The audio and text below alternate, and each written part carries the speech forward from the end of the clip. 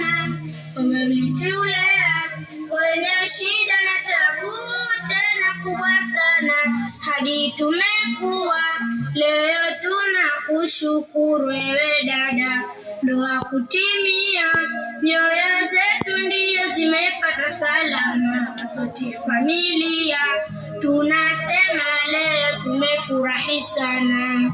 Tuko furahani, bashasha nyusoni, tunatumaini utaridhia.